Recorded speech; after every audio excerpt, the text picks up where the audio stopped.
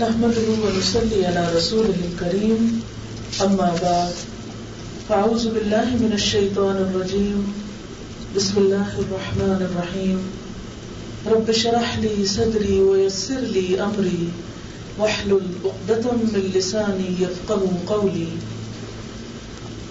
ان الله اصطفى آدم ونوحا وآل ابراهيم وآل عمران على العالمين ذرية بعدها من بعد والله سميع عليم إذ قالت امرأة عمران رب إني نذرت لك ما في بطني محررا فتقبل مني إنك أنت السميع العليم فلما وضعتها قالت رب إني وضعتها أنثى والله أعلم بما وضعت وليس الذكر كالأنثى وإني سميتها مريم وإني أعيذها بك وذريتها من الشيطان الرجيم فتقبلها ربها بقبول حسن وأنبتها نباتا حسنا وكفلها زكريا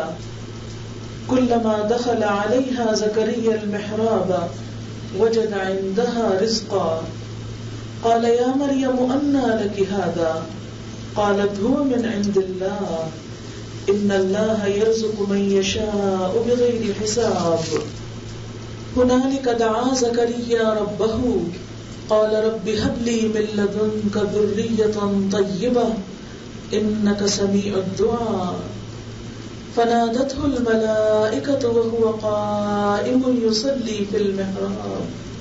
يصلي في المحراب أن الله يبشرك بيحيى مصدقا بكلمة من الله وسيدا وحسورا ونبيا من الصالحين قال رب أنى يكون لي غلام وقد بلغني الكبر وامرأتي عاقر قال كذلك الله يفعل ما يشاء قال رب اجعل لي آية قال آيتك ألا تكلم الناس 3 أيام إلا رمزا واذكر ربك كثيرا وسبح بالعشي والإبكار وإذ قالت الملائكة يا مريم إن الله اصطفاك وطهرك واصطفاك على نساء العالمين يا مريم اقنتي لربك واسجدي واركعي مع الراكعين ذلك من أنباء الغيب نوحيه إليك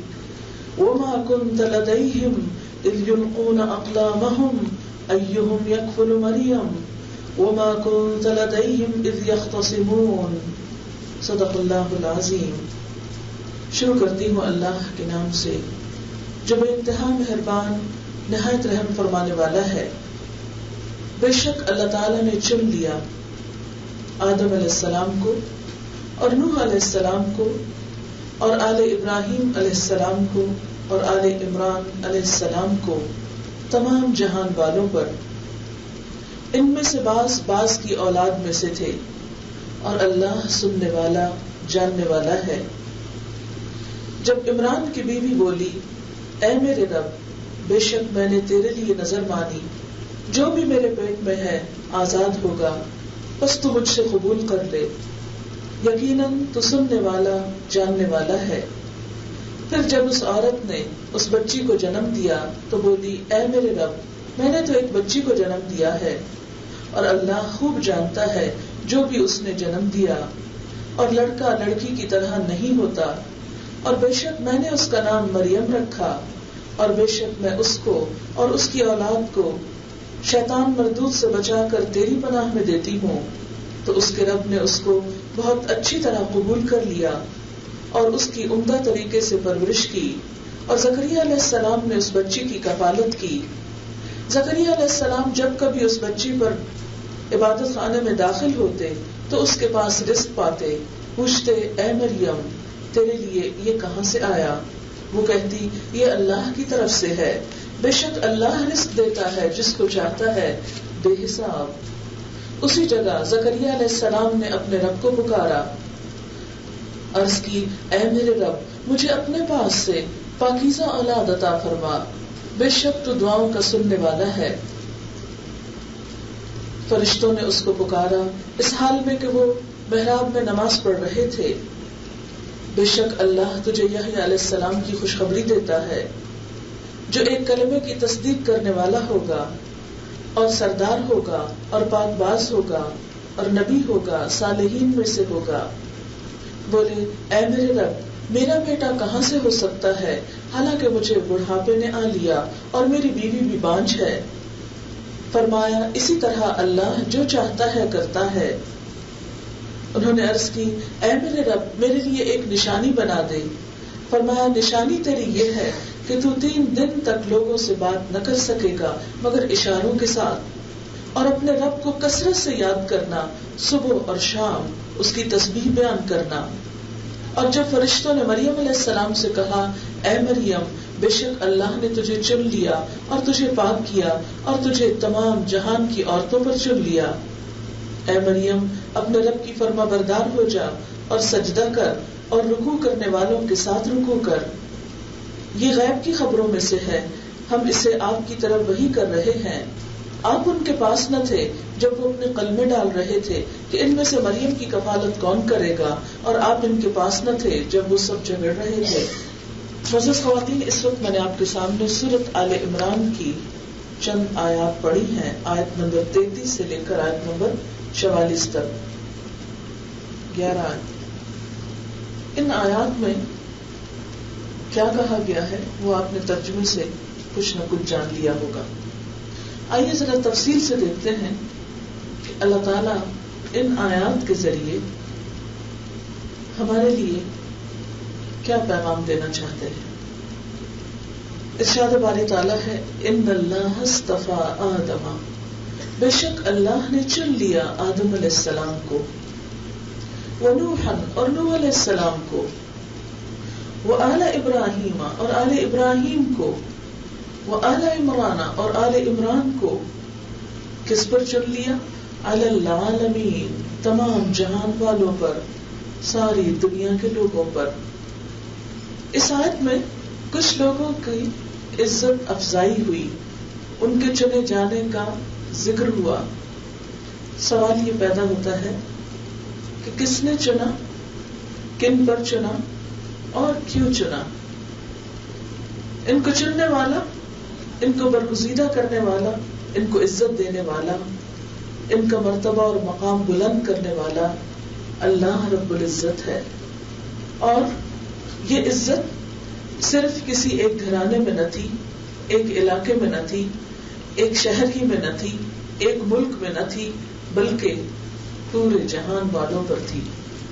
یہ عزت اور یہ مقام اور یہ مرتبہ کچھ معمولی نہیں، یہ ہر ایک کو نہیں ملا کرتا. یہ مقام اللہ کے چند بندوں کو ملتا ہے. سوال یہ پیدا ہوتا ہے کیوں ملتا ہے؟ انہیں اگر اللہ تعالیٰ نے چن لیا تو کیوں چنا؟ انہیں برگزیدہ کیا تو کیوں کیا؟ یقیناً ان کے اندر کوئی ایسی بات ہوگی کہ جس کی وجہ سے اللہ تعالیٰ نے انہیں برگزیدہ کیا. آئیے وہ صفات ڈھونڈتے ہیں جو ان اللہ کے نیک بندوں کے اندر پائی جاتی تھی، اور ان صفات کی روشنی میں پھر اپنے عمل کا جائزہ لیتے ہیں کہ کیا ہمارے اندر بھی ایسی کوئی بات ہے. سب سے پہلے حضرت آدم علیہ السلام کا ذکر ہے. بے شک اللہ نے چن لیا آدم علیہ السلام کو. آدم علیہ السلام اس دنیا کے سب سے پہلے انسان تھے. اللہ تعالیٰ نے انہیں اپنے ہاتھوں سے بنایا. دنیا میں بھیجنے سے پہلے انہیں جنت میں بھیجا اور وہاں ان کا ایک امتحان لیا. وہاں پر ان کے ساتھ ان کی بیوی حضرت حوا علیہ السلام بھی تھی. اللہ تعالیٰ نے ان دونوں کو بتایا کہ دیکھو شیطان تمہارا دشمن ہے، اور اس نے اپنی دشمنی اس سے پہلے ظاہر بھی کر دی تھی. اور امتحان یہ تھا کہ پوری جنت تمہاری ہے، جہاں سے جو جی چاہے جتنا جی چاہے کھاؤ پیو، بس ایک درخت کے پاس نہیں جانا ورنہ تم ظالموں میں شمار ہوگے.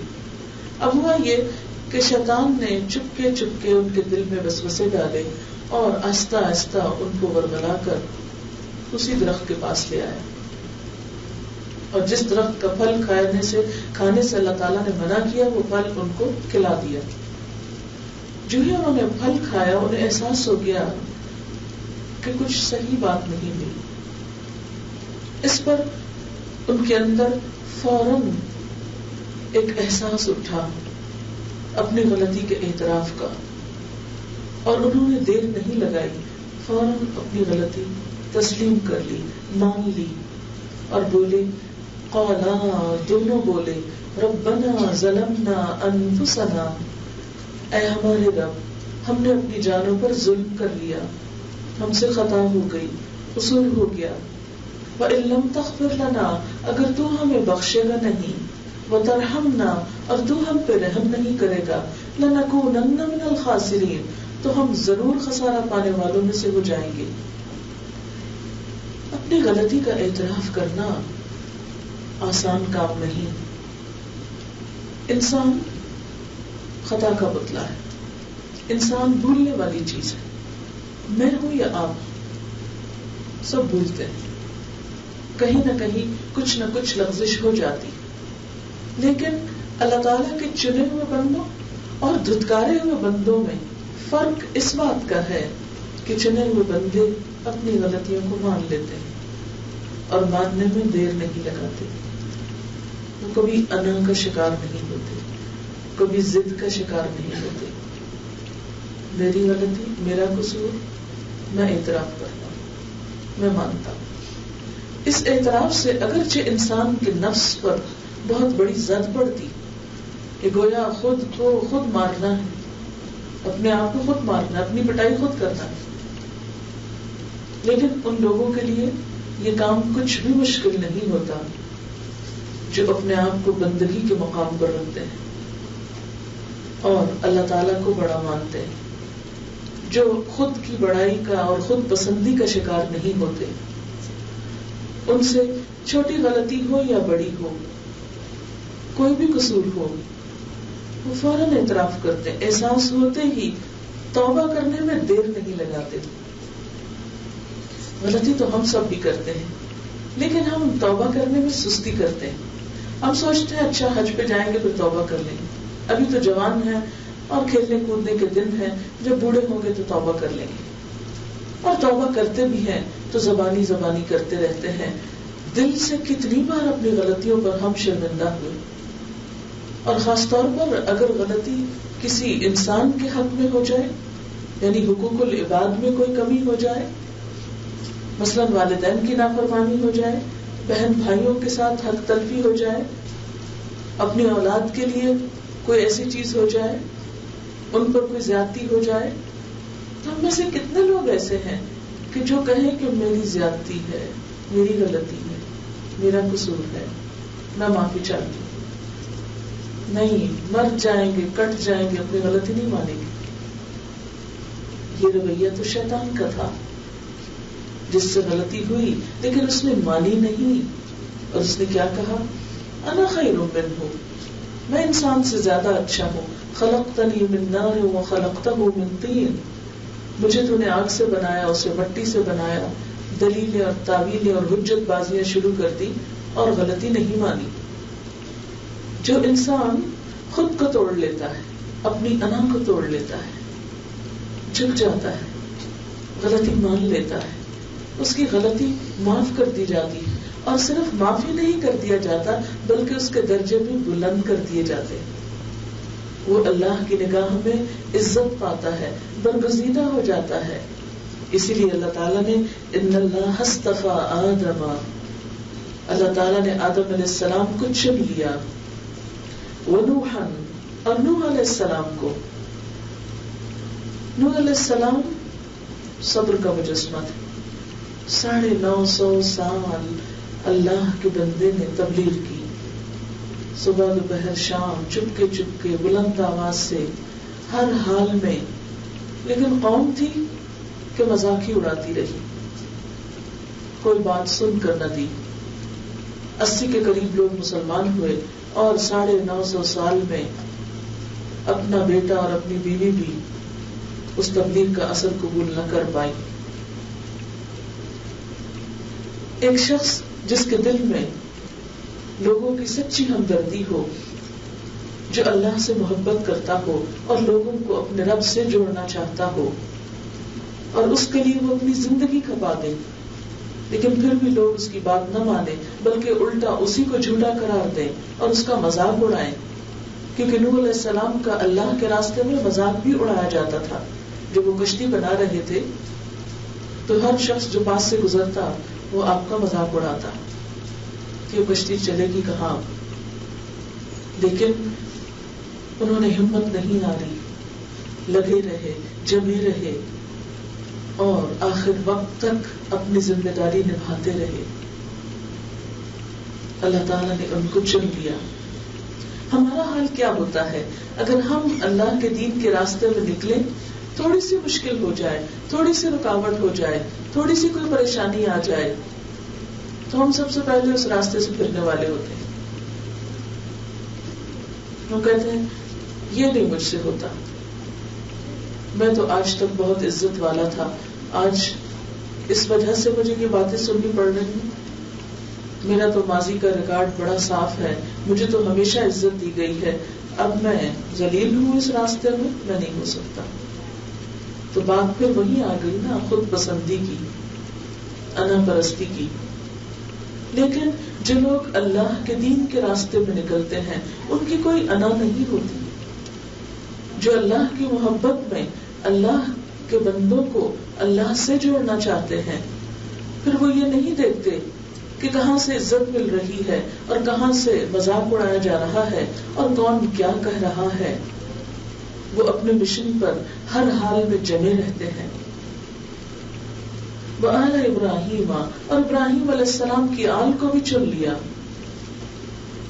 ابراہیم علیہ السلام کا کردار آپ سب کے سامنے ہے کہ والدین سے بھی آزمائے گئے، اولاد کی طرف سے بھی آزمائش میں ڈالے گئے، جان بھی دینے کا وقت آیا، آگ میں پھینکے گئے، باپ کی دھمکیاں بھی سنی، سب کچھ سنا، لیکن اللہ کی محبت میں کچھ بھی کمی نہ آئی. ابراہیم علیہ السلام کا واقعہ آپ سب نے سن رکھا ہوگا، اسے اپنے ذہن میں دہرا لیجئے. قرآن پاک میں آتا ہے وَإِذِ ابْتَلَىٰ إِبْرَاهِيمَ رَبُّهُ بِكَلِمَاتٍ فَأَتَمَّهُنَّ قَالَ إِنِّي جَاعِلُكَ لِلنَّاسِ إِمَامًا. جب تیرے رب نے ابراہیم علیہ السلام کو چند باتوں میں آزما لیا تو انہوں نے ان باتوں کو پورا کر دیا، آزمائش میں پورے اترے. اس پر اللہ تعالیٰ نے فرمایا انی جاعلک للناس اماما، میں تجھے تمام انسانوں کا امام بنانے والا ہوں. قال ومن ذریتی، بولے عرض کیا اور میری اولاد میں سے. قال لا ینال عہد الظالمین، فرمایا میرا وعدہ ظالموں کے لیے نہیں ہے. جو تیرے راستے پر ہوں گے ان کو چن لوں گا. اس لیے آل ابراہیم میں سے وہی چنے گئے جو ابراہیم علیہ السلام کے نقش قدم پر چلے. وہ آل عمران، اور آل عمران کو بھی چن لیا گیا. کس پر؟ العالمین، جہان والوں پر. تو آج کی گفتگو آل عمران کے گرد گھومتی ہے. آل عمران کو چن لیا گیا. آل عمران کی کہانی ایک عورت کی کہانی ہے. وہ کہانی ایک عورت کی قربانی سے شروع ہوتی ہے. اس کے اندر اللہ تعالیٰ کے لیے جو سچی محبت تھی اور اس محبت میں اس نے اپنی سب سے پیاری چیز اللہ تعالیٰ کی نظر کرنا چاہی. تو اس سے پتہ چلتا ہے کہ جہاں دین کے راستے میں مردوں کی قربانیاں ہیں وہاں اللہ تعالیٰ نے عورت کی قربانی کو بھی رائے گاہ نہیں کیا، اس کی بھی قدردانی کی. اور اللہ کا یہ وعدہ ہے من عمل منکم، جو بھی تم میں سے عمل کرے، نیک عمل کرے، من ذکر او انثی، مرد ہو یا عورت، اس سے کوئی فرق نہیں پڑتا کہ نیک عمل کرنے والا کون ہے، کوئی بھی کرے تو اللہ تعالیٰ اس کے عمل کو ضائع کرنے والے نہیں ہیں. یہاں پر کیا فرمایا؟ اذ قالت امرأۃ عمران، جب عمران کی بیوی بولی. اب آل عمران کو چنا تو یہ کیا کہانی، ان کو کیوں چنا، وہ کون تھے، واقعہ کہاں سے شروع ہوا؟ واقعہ کچھ یوں شروع ہوتا ہے اذ قالت امرأۃ عمران، جب عمران کی بیوی بولی، کہنے لگی ربی، اے میرے رب، انی نذرت لک، بے شک میں نے تیرے لیے نظر مان لی. کس چیز کی؟ ما فی بطنی، جو بھی میرے پیٹ میں ہوگا، محررا، آزاد ہوگا، فتقبل منی، تو مجھ سے قبول کر لے. انک انت السمیع العلیم، بے شک تو سننے والا جاننے والا ہے۔ روایات میں یہ آتا ہے کہ ان کے شوہر فوت ہو چکے تھے، یہ حاملہ تھی، بہت مومن اور نیک خاتون تھی، اللہ سے سچی محبت کرتی تھی، اسی لیے اللہ تعالیٰ کی رضا کی خاطر، اس کی خوشی کی خاطر اس کی راہ میں کچھ دینا چاہتی تھی، کچھ قربان کرنا چاہتی تھی، تو نظر مانی، انی نظرت لک۔ ہم کب نظر مانتے ہیں؟ ہم لوگ بھی نظر مانتے ہیں، جس کو منت ماننا کہتے ہیں، لیکن ہماری نظریں اس وقت ہوتی ہیں جب ہم کسی مصیبت کا شکار ہوتے ہیں، پھر ہم جو دل میں نظر مان لیتے ہیں، کبھی درست اور کبھی غلط بھی، کبھی شرک پر مبنی بھی۔ لیکن یہاں پر کیا ہے کہ کوئی کسی مصیبت کا شکار نہیں ہے کہ اس سے رہائی کے لیے نظر مانی جا رہی ہو، صرف اللہ کی رضا چاہتی تھی۔ ایسی نظر کو نظر تبرر کہا جاتا ہے، نیکی کی نظر، نیکی کمانے کے شوق میں نظر مان رہی ہے۔ انی نظرت لک، اللہ میں تیری نظر کرتی ہوں، تیری راہ میں دیتی ہوں۔ کیا چیز؟ ہم جب نظر مانتے ہیں تو عموماً کہتے ہیں اچھا اتنے نفل پڑھ لیں گے، یا یہ صدقہ کر دیں گے، یا یہ بکرا قربان کر دیں گے، وغیرہ وغیرہ۔ لیکن جب ہمارا کام ہو جاتا ہے تو پھر ہم پوچھتے ہیں کہ کوئی اور شکل نہیں اس نظر سے باہر آنے کی؟ یہ بڑا مشکل ہوگی، اتنا نہیں دے سکتے ہم، اتنا نہیں کر سکتے، پھر اس کے آلٹرنیٹ ڈھونڈتے ہیں۔ عام حالات میں تو ہم نے شاید ہی کبھی کوئی نظر مانی ہو کہ ہمارا کوئی کام نہ ہو اللہ تعالیٰ سے، اور ہم صرف اللہ کی رضا کی خاطر اپنے اوپر کوئی چیز لازم کر لیں کہ اللہ تعالیٰ آپ کو خوش کرنے کے لیے میں یہ کام کروں گی۔ سوال ہی پیدا نہیں ہوتا، اس لیے کہ ابھی تو ہم اپنے نفس کی خوشی میں دنیا میں جی رہے ہیں، یا لوگوں کی خوشی میں جیتے ہیں، اللہ کی خوشی میں جینا تو سیکھا ہی نہیں، خیال بھی نہیں کبھی آتا کہ یہ کام صرف اور صرف اس کی رضا کے لیے کروں، اس لیے کہ فوری نتیجہ جو سامنے نہیں آتا۔ دنیا میں تو ہم کو پتا ہے کہ کہیں 2 گھنٹے کام کریں گے تو اتنے پیسے اس کے عوض مل جائیں گے، اس لیے فوری طور پر کر لیتے ہیں، مشکل سے مشکل حالات میں بھی کر لیتے ہیں، تھکے باندھے جیسے تیسے کر لیتے ہیں، اس لیے کہ فوری فائدہ مل جائے گا۔ لیکن دین کے کام کو چونکہ فوری فائدہ نظر نہیں آتا، اس لیے ایسی کوئی بات کہتے بھی نہیں تو بغیر کسی غرض اور لالچ کی، کیونکہ ہم تو نماز بھی پڑھتے ہیں تو ہمارے دل میں کوئی غرض ہوتی ہے کہ اچھا چلو یہ دعائیں قبول ہو جائیں گی، پورا مسئلہ حل ہو جائے گا۔ ہم کتنی چھوٹی نظر ہے نا ہماری، جو بہت تھوڑی دور تک جاتی، اس سے آگے نہیں جاتی، کیونکہ آگے نظر نہیں آ رہا نا، تو ہمیں مسئلے وہی نظر آتے ہیں جہاں تک ہماری نگاہ جاتی۔ اور ہم سب جانتے ہیں کہ زمین صرف اتنی نہیں جہاں تک ہماری نگاہ جاتی، اس کے پیچھے بھی بہت کچھ ہے۔ اگر آپ کسی بلند جگہ پہ چڑھ کے دیکھیں تو ایک خاص لمٹ تک آپ کی نگاہ جائے گی، اس کے بعد نہیں جائے گی، تو اس کے مطلب نہیں کہ آگے دنیا ختم ہو گئی، آگے ہے لیکن آپ کی نگاہ نہیں دیکھ پا رہی۔ بالکل اسی طرح ہم دنیا میں ہوتے ہوئے صرف دنیا کو دیکھتے ہیں، دنیا ہی ہمارا مسئلہ ہے، اس سے آگے آخرت چونکہ ہماری نگاہ کی کوتاہی کی وجہ سے ہم دیکھ نہیں پاتے، ابھی وقت نہیں اس کو دیکھنے کا، لہٰذا اس کی مشکل، اس کا دکھ، اس کی تکلیف، اس کی پریشانی نہ کبھی دکھی، نہ محسوس کی، نہ کبھی اس کا خیال آیا، اور نہ پھر کبھی اس کی تیاری کی، تو اس کے لیے نظر کیوں مانے؟ بہرحال یہ نظر مانتی ہیں اللہ کی رضا کے لیے، کوئی نیکی کا کام کرنے لگی ہیں۔ اچھا، ہم عام طور پر اگر خدا کی خاطر اس کی خوشی کے لیے کوئی صدقہ خیرات کرتے بھی ہیں تو عموماً کون سی چیزیں ڈھونڈ کر دیتے ہیں؟ جو پھٹی پرانی، بیکار، بے فائدہ، بے مقصد، چلو یہ دے دو، یہ ہم نے کون سے استعمال کرنی، چلو ٹھیک ہے جو آپ نے استعمال نہیں کرنی وہ کسی اور کے لیے دے دیں کہ وہ استعمال کر لے، بھلی بات ہے یہ بھی۔ لیکن کبھی کبھی تو اس درجے کی نیکی بھی کیا کریں کہ لن تنالوا البر حتى تنفقوا مما تحبون، تم نیکی کو ہرگز نہیں پا سکتے جب تک کہ اس میں سے خرچ نہ کرو جس سے تم محبت رکھتے ہو، جو چیزیں تمہاری دل پسند ہیں، من پسند، محبوب ترین، اس میں سے بھی کچھ نکالو، سارا نہیں، مما تحبون، اس میں سے کچھ بعض حصہ۔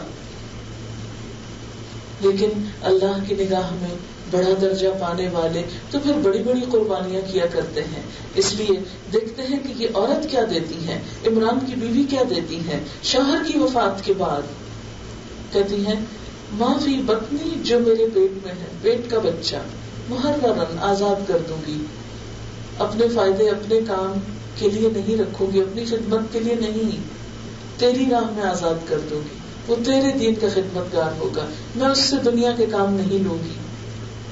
اب دیکھیں ایک عورت جو بیوہ ہو، اس کے لیے اس کا بچہ کتنا قیمتی ہوتا ہے، کیونکہ اب اس کا سہارا وہی بچہ ہوگا. لیکن وہ کہتی ہے کہ نہیں یا اللہ، میں اپنے اس بچے کو تیری دین کی خدمت کے لیے وقف کر دوں گی. فتقبل منی، تو مجھ سے قبول کر لے. اور سب جانتے ہیں کہ ایک ماں کے لیے سب سے محبوب ترین چیز اس کی اولاد ہوتی ہے، سب سے پیاری چیز. ہر چیز چھوڑ دیتی ہے لیکن اولاد چھوڑنا بہت مشکل کام ہوتا ہے. مگر یہاں پر وہ کہتی ہے میں اللہ کی راہ میں دیتی ہوں، محرر، اپنے سے آزاد کر دوں گی، اپنے حقوق اس سے ساقط کر دوں گی، اپنا کوئی حق اس سے نہیں لوں گی. فتقبل منی، اللہ تو قبول کر لے. چپکے چپکے اپنے رب سے بات کر رہی ہے. انک انت السمیع العلیم، یقیناً تو سننے والا ہے، جاننے والا ہے، تو میری بات سن رہا ہے، تو میرے دل کا حال جانتا ہے کہ میں تیری محبت میں کیسی قربانی کرنے لگی ہوں. اب وقت گزرتا چلا گیا حتیٰ کہ ولادت کا موقع آیا. فلما وضعتها، پھر جب اس نے اس کو جنم دیا، یعنی جو کچھ پیٹ میں تھا اب اس کو جنم دینے کا وقت ہے. قالت، بولی، ربی، اے میرے رب، انی وضعتها انثى، میں نے تو ایک بچی کو جنم دیا، یہ کیا ہوا؟ ان کے خیال میں تھا کہ بیٹا ہوگا اور وہ دین کی خدمت کے لیے آزاد کر دوں گی. اب یہ تو بچی ہو گئی، اب اس کا کیا کروں، اس کا کیا بنے گا، اس کو کیسے آزاد کروں؟ بچی تو نہیں چھوڑی جا سکتی کہیں.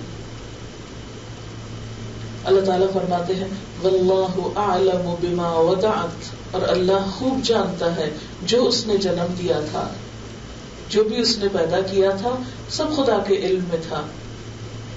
وَلَيْسَ الذَّكَرُ كَالْأُنثَىٰ، اور لڑکا لڑکی کی طرح نہیں ہوتا. یعنی اللہ کو پتا ہے کہ اللہ نے اسے کیا دینا ہے. وہ سمجھتی تھی کہ لڑکا ہی دین کی خدمت کرے گا. اللہ تعالیٰ نے فرمایا نہیں، یہاں لڑکی چاہیے، لڑکا نہیں، کیونکہ لڑکا لڑکی کی طرح نہیں ہوتا. جو کام یہاں ایک لڑکی کرے گی وہ لڑکا کر نہیں سکتا. اس لیے تم یہ مت سمجھو کہ تمہاری نظر قبول نہیں ہوئی، تم پر نظر رحمت نہیں ہوئی. نہیں، وَلَيْسَ الذَّكَرُ كَالْأُنثَىٰ، یہاں نظر میں لڑکی چاہیے. وَإِنِّي سَمَّيْتُهَا مَرْيَمَ، اور میں نے اس کا نام مریم رکھ دیا. یہ حضرت مریم کی والدہ کہتی ہیں، جن کا نام تاریخ میں حنہ بنت فاقوس آتا ہے. میں نے اس کا نام مریم رکھا. مریم عبرانی زبان کا لفظ ہے جس کے معنی ہے عبادت گزار، خدمت گار. کتنا خوبصورت نام ہے کہ ایک طرف اللہ کی عبادت کرنے والی ہوگی، دوسری طرف بندوں کی خدمت کرنے والی ہوگی. دین نام بھی ان دو چیزوں کا ہے. ایک طرف انسان کا معاملہ اپنے رب کے ساتھ درست رہے اور دوسری طرف بندوں کے لیے خیر خواہی اور بھلائی کے جذبات ہوں، خدمت کے جذبات ہوں. الدین والنصیحہ، دین سراسر خیر خواہی کا نام ہے. جب پوچھا گیا کس کے لیے تو بتایا گیا اللہ کے لیے، اس کے رسول کے لیے، مسلمانوں کے عوام کے لیے اور ائمہ کے لیے، یعنی ہر ایک کے لیے خیر خواہی.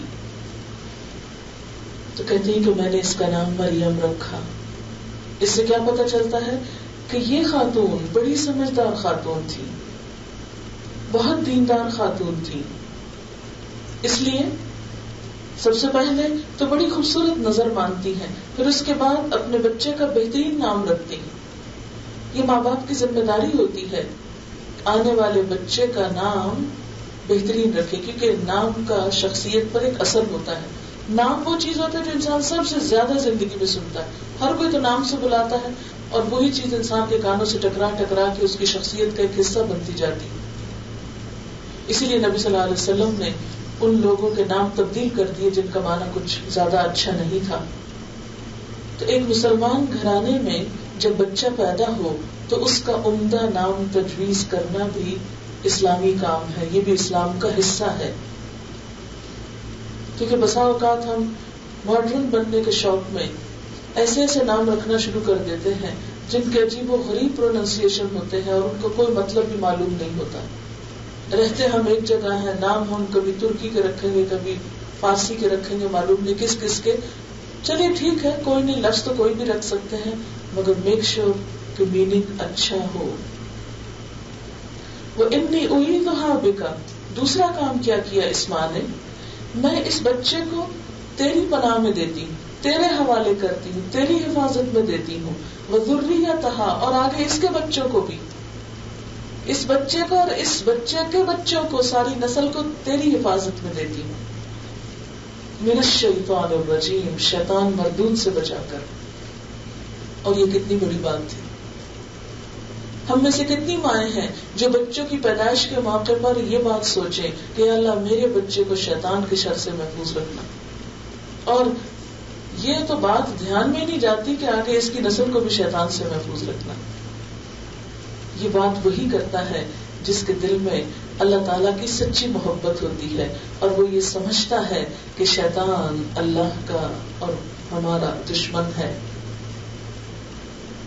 ایک عقل مند ماں ہمیشہ اپنے بچوں کو دشمنوں سے خبردار رکھتی. یہی وجہ ہے کہ بچے جو ہی ذرا بڑے ہوتے ہیں تو بسا اوقات جو خاندان میں خود ساختہ دشمن ہوتے ہیں, اپنے ہی رشتے دار, ان سے بھی خبردار کرتی, دیکھو وہ تمہارا رشتے دار ایسا ہے, اس کے پاس نہ جانا, وہ ویسا ہے, اس نے مجھ پہ یوں ظلم ڈھائے.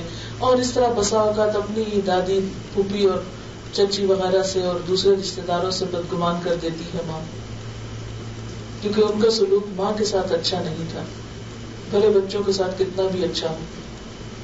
تو ماں ہمیشہ سکھاتی ہے, بتاتی ہے, پڑھاتی ہے بچوں کو, دیکھو فلاں تمہارا مخلص ہے اور فلاں تمہارا دشمن ہے. لیکن ایک نیک ماں, ایک مومنہ ماں, سب سے بڑھ کر جس کو دشمن سمجھتی ہے وہ شیطان مردود ہے. اس لیے اس وقت وہ اپنے بچوں کو سب سے پہلے پیدا ہوتے ہی ان کے بارے میں جو فکر کرتی ہے کہ اللہ تو انہیں شیطان سے بچا کر اپنی حفاظت میں رکھنا, یہ اس کے راستے پر نہ چلے, یہ تیرے راستے پہ چلنے والے ہوں. فتقبلها ربها بقبول حسن, تو اس کے رب نے اسے بہت اچھے طریقے سے قبول کر لیا. اللہ نے نظر قبول کر لی, نام, اس کی یہ دعا, سب کچھ قبول کر لیا, کیونکہ سچے دل سے ایک عورت دعا مانگ رہی ہے. ہم عام طور پر اس مس انڈرسٹینڈنگ کا شکار ہوتے ہیں کہ نہیں ہم تو عورتیں ہیں, گناہ گار ہیں, اور ہماری تو اسلام میں کوئی حیثیت نہیں, اور ہماری کون سنتا ہے, دنیا میں بھی ہماری کوئی سنوائی نہیں, اللہ کے ہاں بھی ہماری پتہ نہیں کوئی حیثیت ہے بھی کہ نہیں. ہم ہمیشہ یہ سمجھتے ہیں کہ جنت مردوں کے لیے, حوریں بھی مردوں کے لیے, اور سب کچھ مردوں کے لیے, ہمارے لیے تو کچھ نہیں. لیکن یہاں پر آپ دیکھیں کیا بتایا جا رہا ہے, فتقبلها ربها بقبول حسن, اس کے رب نے اس کو بہت اچھی طرح قبول کر لیا. وانبتها نباتا حسنا, اور اس کی عمدہ طریقے سے پرورش کی, ایسا انتظام کر دیا کہ ماں کی ساری تمنائیں پوری ہو گئی. بات یہ ہے کہ بچپن سے ہی ہر ماں باپ اپنی اولاد کے فیوچر کے خواب دیکھنے لگتے ہیں. کچھ ماں باپ انہیں دنیا کے بڑے بڑے عہدوں پر دیکھتے ہیں, بڑی بڑی دنیاوی کامیابیوں پر دیکھتے ہیں, اور اس کے مطابق ان کو تیار کرتے ہیں. لیکن کچھ ماں باپ اپنی اولاد کو دین کے اعلیٰ مقامات پر دیکھتے ہیں خوابوں میں, اور اس کے لیے دعائیں کرتے ہیں اور تڑپتے ہیں. تو جیسی نیتیں, جیسی دعائیں, جیسی کوششیں, پھر ایسا ہی نتیجہ. وکفلھا زکریا, اور اس کی کفالت زکریا علیہ السلام نے کی جو ان کے خالو تھے, کیونکہ والد تو فوت ہو چکے تھے. اس لیے اب کسی اور کو دیکھنا تھا اس بچی کو رشتے داروں میں سے, تو سب نے قرہ اندازی کی, آگے اس کا ذکر آئے گا. اور قرہ جو تھا وہ زکریا علیہ السلام کے نام نکلا. لہذا بچی چھوٹی عمر میں ہی ہیکل میں بھیج دی گئی. ہیکل کو آپ یہ سمجھیں جیسے ہمارا خانہ کعبہ ہے, عبادت گاہ. تو وہاں مخصوص جیسے اعتکاف کی جگہ ہوتی ہے, تو مخصوص عبادت گاہیں تھی جو سب مردوں کے لیے تھی. اب جب ان کی ماں یہ نظر مان کر اس کے بعد بچی ذرا بڑی ہوئی تو اس کو لے کر گئی تو انہوں نے لینے سے انکار کر دیا کہ آج تک یہاں کوئی عورت نہیں آئی، یہ کیسے آئے گی.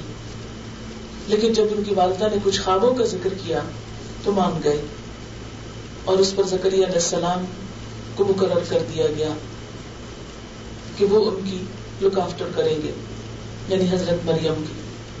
اب کیا تھا، حضرت مریم اپنے گھر میں نہیں رہتی تھی، مسجد میں رہتی تھی. مسجد میں ان کے لیے ایک خاص کمرہ بنا دیا گیا، عبادت خانہ. اور وہاں کیا ہوتا، کلما دخل علیہا زکریا المحراب، جب کبھی اس پر یعنی مریم علیہ السلام پر حضرت زکریا محراب میں داخل، محراب وہی عبادت خانہ. محراب کا لفظ حرب سے نکلا، حرب جنگ کو کہتے ہیں. محراب کہتے ہیں وہ جگہ جس میں جنگ کی جاتی ہے، یعنی شیطان سے انسان لڑتا ہے، اپنے نفس سے لڑتا ہے اور عبادت کرتا ہے، یعنی مخصوص جگہ جو عبادت کے لیے. تو مریم علیہ السلام کی عبادت گاہ میں جب حضرت زکریا آتے ان کا حال پوچھنے، ان کی ضروریات پوچھنے، وجد عندها رزقا، تو ان کے پاس پہلے سے ہی رزق پاتے، وہ کھانا لاتے، کھانا پہلے سے ہی موجود ہوتا. قالا، پوچھتے، یا مریم، اے مریم، انا لکی ھذا، یہ تیرے پاس کہاں سے آیا، یعنی میرے علاوہ تو یہاں کوئی آتا نہیں، یہ تجھے کون لا کے دیتا ہے. قالت هو من عند اللہ، کہتی یہ اللہ کی طرف سے آتا ہے. عام طور پر جب ہم سوچتے ہیں کہ اپنے بچوں کو دین کی طرف لگائیں تو سب سے پہلے ہی سوچتے ہیں ان کی دنیا کا کیا ہوگا، وہ کھائیں گے کہاں سے. یہ اللہ تعالیٰ نے بتا دیا کہ جو سچے دل سے میرے راستے میں نکلتا ہے، میری راہ میں لگتا ہے، اس کا رزق میرے ذمہ ہوتا ہے. قالت هو من عند اللہ، تفاسیر میں لکھا ہے کہ بے موسمی پھل ہوتے تھے ان کے پاس، وہ کچھ عام لوگوں کو بھی نصیب نہیں تھا جو ان کے پاس کھانے کے لیے ہوتا تھا. ہم تو خوف کھاتے ہیں کہ دین کے راستے میں نکلے تو بھوکے مر جائیں گے، لیکن یہاں الٹ حساب ہے. اس کے بارے میں اکرمہ کہتے ہیں کہ اس سے مراد صحیفے بھی ہو سکتے ہیں، رزق سے مراد علم بھی ہے کہ ان کے پاس اللہ تعالیٰ کی طرف سے خاص علم آتا تھا، صحیفے آتے تھے، یعنی عبادت کے ساتھ ساتھ ان کے علم میں اضافے کے لیے. تو پوچھتے کہ یہ کہاں سے آتے ہیں، کہتی یہ اللہ کی طرف سے آتے ہیں. ان اللہ یرزق من یشاء بغیر حساب، بے شک اللہ رزق دیتا ہے جس کو چاہتا ہے بے حساب، کیونکہ اسے کسی سے پوچھنے کی ضرورت نہیں، وہ جہاں جس کو جو چاہے پہنچائے، کوئی روکنے والا نہیں. یہ سب کرامات دیکھ کر حضرت زکریا علیہ السلام بہت حیران ہوئے. ان کے دل میں بھی ایک خواہش اٹھی پھر اولاد کی. بہت عرصے سے دعائیں مانگ رہے تھے، لیکن یہاں کچھ دل کو بڑی بات لگی کہ اللہ تعالیٰ اس بچی کا اس طرح غائبانہ طریقے سے خیال رکھ رہے ہیں، اس کو بے موسم کے پھل دے رہے ہیں، مجھے بھی تو بے وقت کی اولاد مل سکتی ہے. بہت بوڑھے تھے، کہتے ہیں 100 سال کی عمر ہو چکی تھی ان کی، اور بیوی ان کی 90 سال کی ہو چکی تھی. ہنالک دعا زکریا ربہ، اسی جگہ زکریا علیہ السلام نے اپنے رب سے دعا مانگی. کیا دعا؟ قال، بولے، رب ہب لی من لدنک ذریۃ طیبہ، اے میرے رب مجھے اپنے پاس سے پاکیزہ اولاد عطا فرما. صرف اولاد نہیں مانگی، پاکیزہ اولاد مانگی. اللہ نیک اولاد دے. اللہ کے نیک بندے اپنی آئندہ نسلوں کے بارے میں بہت کانشیس ہوتے ہیں کہ ہم تو دنیا سے چلے جائیں گے، ہمارے پیچھے ہماری نشانیاں کیا باقی رہیں گی، وہ کیا کریں گے، کیا وہ ہمارے لیے صدقہ جاریہ بھی ہوں گے یا نہیں. کہتے ہیں رب ہب لی من لدنک ذریۃ طیبہ. یہ ہر پریگننٹ ماں کو، ہر حاملہ ماں کو یہی دعا مانگنی چاہیے. صرف اولاد ہی نہیں بلکہ پاکیزہ اولاد کی دعا مانگنی چاہیے، کیونکہ پاکیزہ اولاد ہوگی، پاکیزہ خیالات کی مالک، پاکیزہ اخلاق کی مالک، کردار کی مالک، تو وہ دنیا میں بھی ماں باپ کی آنکھوں کی ٹھنڈک ہوگی. جب اولاد غلط کار ہوتی ہے تو دنیا میں بھی ماں باپ کے دل جلتے رہتے ہیں، اور قیامت کے دن بھی انہیں دوزخ میں جاتے دیکھ کر کہاں چین آئے گا. تو یہ ماں باپ کی ذمہ داری ہے، مسلمان والدین کی ذمہ داری ہے کہ وہ اولاد کی پیدائش سے پہلے ان کی نیک ہونے کی دعا مانگے کہ اللہ جو میرے گھر پیدا ہو رہا ہے وہ نیک روح ہو، پاکیزہ ہو. فنادتہ الملائکہ، دعا قبول ہو گئی. ایسی جگہ تھی، ایسے دل سے مانگی کہ وہیں قبولیت ہو گئی. فنادتہ الملائکہ، فرشتے آ گئے، بولے. وہو قائم، زکریا علیہ السلام کھڑے تھے. یصلی فی المحراب، اسی عبادت خانے میں نماز پڑھ رہے تھے. کیا پکار لے کر آئے؟ ان اللہ یبشرک بیحییٰ، اللہ تجھے یحییٰ علیہ السلام کی خوشخبری دیتا ہے. بیٹے کی خوشخبری مل گئی، نام بھی ساتھ ہی آ گیا. اللہ تعالیٰ نے نام رکھا مصدقا بکلمۃ من اللہ، اللہ کی طرف سے ایک کلمے کی تصدیق کرنے والا ہوگا. یعنی عیسیٰ علیہ السلام کی جو آگے حضرت مریم کے بیٹے ہونے والے تھے، ان کی تصدیق کے لیے اللہ نے پہلے سے انتظام کر دیا. وسیداً، اور سردار ہوگا. وحصوراً، اور پاک باز ہوگا، پاک دامن ہوگا. ونبیاً من الصالحین، اور صالحین میں سے نبی ہوگا. اتنی کوالٹی. انہوں نے پاکیزہ اولاد مانگی، اللہ نے ایسی اولاد دی کہ جو سردار بھی ہے، دنیاوی اعتبار سے بھی بڑے بلند مرتبے پر ہے، اور بہت پاک باز ہے، نبی بھی ہے، صالحین میں سے بھی ہے. یہ اس دعا کا جواب ہے. مانگو تو صحیح، اللہ کے خزانوں میں کوئی کمی ہے؟ ہم تو مانگنے والے ہو، ہم مانگتے ہی نہیں. ہم مانگتے دنیا ہے نا، پاکیزہ اولاد کی طرف دھیان ہی نہیں جاتا. قال رب انا یکون لی غلام، بولے اللہ میرے لیے بیٹا کیسے ہو سکتا ہے؟ وقد بلغنی الکبر، مجھے تو بڑھاپے نے آ لیا، میں تو بوڑھا ہو گیا. وامرأتی عاقر، میری بیوی بانجھ ہے، بچہ پیدا کر ہی نہیں سکتی، اب کیا ہوگا؟ قال کذلک اللہ یفعل ما یشاء، فرمایا اسی طرح اللہ کرتا ہے جو چاہتا ہے، اس کے لیے کیا مشکل ہے؟ تمہارے لیے مشکل ہوگا، اس کے لیے مشکل نہیں ہے. قال رب اجعل لی، ابھی بھی پورا یقین نہیں آ رہا. کہتا اللہ کوئی نشانی بتا. جیسے عام طور پر ہم دیکھیں وہ جب رشتہ ہوتا ہے تو بات پکی ہوتی ہے، کہتے چلو کوئی نشانی کہتی ہے. نشانی کیوں ہوتی ہے؟ امور لگاتے ہیں نا ایک طرح سے. وہ کہتے ہیں اللہ ٹھیک ہے تیری بات سچی ہے، پر کوئی نشانی دکھا، کوئی علامت، کوئی سائنس. قال آیتک اللہ تکلم الناس، فرمایا نشانی تیرے لیے یہ ہے کہ تو لوگوں سے بات نہ کر سکے گا. ثلاثۃ ایام، 3 دن. 3 دن تجھ پر، یعنی جب تیری بیوی حاملہ ہو جائے گی اور اللہ کا وعدہ سچا ہونے لگے گا تو 3 دن تک تو لوگوں سے بات نہ کرے گا. الا رمزا، مگر اشاروں سے. یہ خوشی کی ایک انتہائی کیفیت کی طرف بھی اشارہ ہو سکتا ہے کہ جب انسان کو بہت خوشی ملے تو انسان کے منہ کو چپ لگ جاتی ہے، سمجھ نہیں آتی اب اظہار کیسے کرے. جیسے بالکل شدید غم کی کیفیت میں انسان گم ہو جاتا ہے. فرمایا کہ جب تجھے خبر پہنچے گی کہ تو باپ بن گیا تو تو بول نہ سکے گا 3 دن مگر اشاروں سے. اس میں کیا کرنا؟ چپ کا روزہ رکھ کر وَاذْكُرْ رَبَّكَ كَثِيرًا، اپنے رب کو کثرت سے یاد کرنا. یہ شکر ادا کرنے کا طریقہ ہے. جب اللہ بندے پر انعام کرے تو بندہ جواب میں اپنے رب کا شکر گزار ہو. اور کیسے؟ ذکر والی زبان کے ساتھ. کیسا ذکر؟ کثیرن، کثرت سے اس کو یاد کرتے رہنا. وسبح، اور تسبیح بیان کرنا. بالعشی والابکار، شام بھی اور سویرے بھی. یعنی سارا دن عام ذکر اور صبح و شام خاص طور پر تسبیح. پھر کیا ہوتا ہے؟ مریم علیہ السلام کی طرف پھر واقعہ پلٹتا ہے کہ وہ اپنی عبادت میں، اپنے دین کے کاموں میں مصروف ہیں. اللہ تعالیٰ کی طرف سے ایک خاص طریقے پر ان کی پرورش ہو رہی ہے کہ اتنے میں یکایک فرشتے ان کے پاس آ جاتے ہیں. وَإِذْ قَالَتِ الْمَلَائِكَةُ يَا مَرْيَمُ، جب فرشتوں نے کہا اے مریم. فرشتوں نے اب حضرت مریم سے براہ راست بات کی ہے. جیسے پیغمبروں کے پاس فرشتے آئے اور بولے، ایسے ہی حضرت مریم کے پاس آ کر فرشتے ان سے بات کریں. تفسیر قرطبی میں امام قرطبی نے لکھا ہے، علماء نے اس بات پر اختلاف کیا ہے کہ آیا حضرت مریم نبی تھی کہ نہیں. دونوں اوپینین پائے جاتے ہیں. بعض نے کہا کہ چونکہ ان کے پاس فرشتے آئے تھے، انہوں نے کلام کیا تھا، تو شاید وہ بھی نبی تھی. بعض نے کہا نہیں، نبوت صرف مردوں کے لیے تھی. بہرحال یہ دونوں ہی آراء موجود ہیں. اور امام قرطبی اس رائے کو راجح لکھتے ہیں کہ وہ نبی تھی. فرشتے آ کے کیا کرتے ہیں؟ کہتے ہیں یا مریم، اے مریم، ان اللہ اصطفاکی، اللہ نے تجھ کو بھی چن لیا. اللہ نے آدم علیہ السلام کو چنا، نوح علیہ السلام کو، آل ابراہیم کو، آل عمران کو، اور یہاں آل عمران میں سے ایک لڑکی کو، ایک عورت کو، ان اللہ اصطفاکی، اللہ نے تجھ کو چن لیا.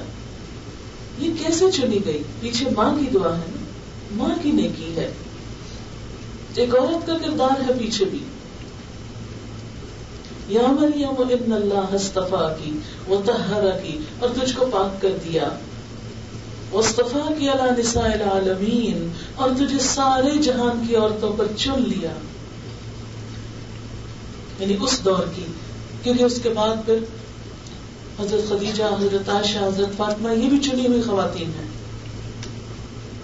تو جب یہ کہا گیا علی نساء العالمین، اس جہان کی ساری دنیا کی عورتوں پہ ان کو چن لیا گیا، اللہ کی مقرب قرار پائیں، اللہ تعالیٰ کے ہاں اتنی عزت پائیں. اور جب چن لیا تو یا مریم، اے مریم، اقنتی لربک، جب اللہ نے تجھے عزت دی، برگزیدہ کیا، اب تو بھی اپنے رب کی فرما برداری کر. اس اعزاز کو قائم رکھنے کے لیے تو اپنے رب کی فرما بردار بن جا. اقنتی کا لفظ استعمال ہوا. قنوت کہتے ہیں دوام اطاعت کو، ہمیشہ اطاعت کرتے رہنا، کبھی بھی نافرمانی نہ کرنا. انسان ہونے کے ناطے کمی کوتاہی ہونا ایک اور بات ہے، لیکن جان بوجھ کے غلط کاموں پڑ جانا یہ ایک دوسری چیز ہے. یا مریم اقنتی لربکی واسجدی، اور سجدہ کر، واسجدی، اور سجدہ کر، جھک جا. سجدہ شکر بھی ہو سکتا ہے اور نماز کا بھی. برکعی، اور رکوع کر، مع الراکعین، دوسرے رکوع کرنے والوں کے ساتھ. نماز با جماعت کی طرف اشارہ ہے، کیونکہ ہیکل میں تھی تو وہاں پر ان کا خاص حجرہ تھا، محراب تھا، یعنی اجتماعی عبادت میں شریک ہونے کی طرف اشارہ ہے. جسے نبی صلی اللہ علیہ وسلم نے اپنے دور میں عورتوں سے یہ کہا تھا کیا کہ عید کی نماز کے لیے نکلو. جوان لڑکیاں بھی نکلیں، وہ بھی نکلیں جن کو نماز نہیں پڑھنا. تو کسی نے پوچھا کہ جن کے پاس چادر نہ ہو وہ کیا کریں، اور میں وہ اپنی سہیلی کی چادر میں چلی جائیں. اچھا، تو جنہوں نے نماز نہیں پڑھنی وہ نکل کے کیا کریں؟ فرمایا کہ وہ مسلمانوں کی جماعت کو دیکھیں اور دعا میں شریک ہوں. وہ اتنی بڑی گیدرنگ ہوتی ہے، ایک دل کی کیفیت ہی کچھ اور ہو جاتی ہے، ایک ایمان نئے سرے سے جاگتا ہے. آپ گھر میں بیٹھے رہیں عید کے دن، سوئے رہیں سارا دن یا کام پہ چلے جائیں، کیسے پتا چلے گا عید کا دن ہے؟ لیکن جب سارے مسلمان دور دور سے ایک جگہ پر اکٹھے ہوتے ہیں تو پتا چلتا ہے کہ آج ہمارا کوئی خاص دن ہے. تو اس میں عورتوں کو بھی محروم نہیں رکھا گیا. ذالک من انباء الغیب، یہ غیب کی خبروں میں سے ہے، یہ سب باتیں جو ہیں غیب کی خبروں میں سے ہے. نوحیہ الیک، ہم آپ کی طرف ان کو وحی کرتے ہیں. وما کنت لدیہم، اور آپ ان کے پاس نہ تھے. نبی صلی اللہ علیہ وسلم کی طرف اشارہ ہے، آپ ان کے پاس نہ تھے. اذ یلقون اقلامہم، جب وہ اپنی قلمیں ڈال رہے تھے. کیا؟ ایہم یکفل مریم، کہ مریم کی کفالت کون کرے گا. ایک سے ایک آگے بڑھ کر اس اعزاز کو لینا چاہتا تھا کہ اس بچی کا دھیان میں رکھوں، اس کی خدمت میں کروں، کیونکہ اللہ نے اس کو چن لیا ہے. کہاں یہ کہ بسا اوقات دنیا کے معاملات میں انسان اپنے آپ کو کتنا بے آسرا اور کتنا بے سہارا پاتا ہے.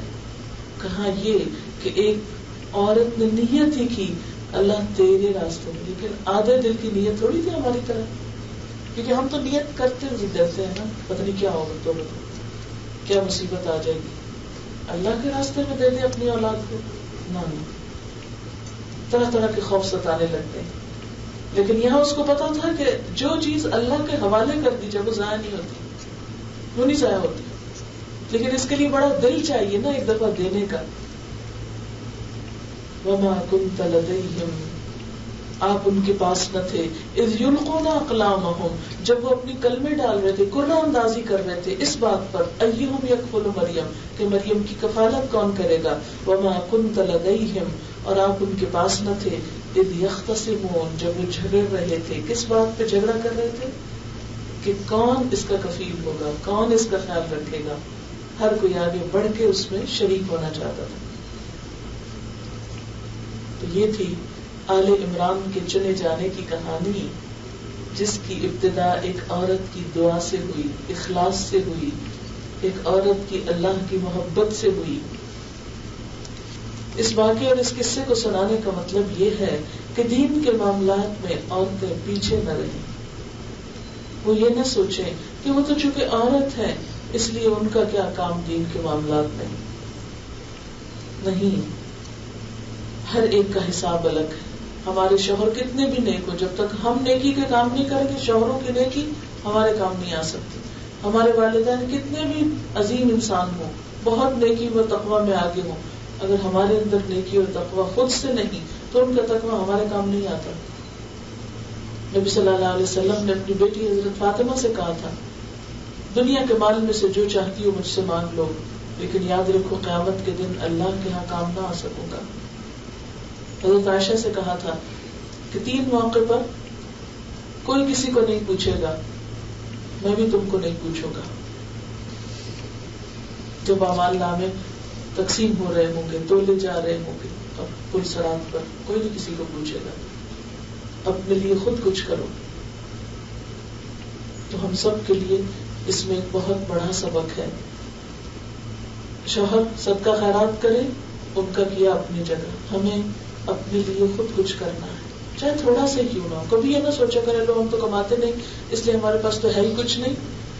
آپ صلی اللہ علیہ وسلم نے فرمایا تھا آگ سے بچنے کی فکر کرو، خاک کھجور کا آدھا ٹکڑا.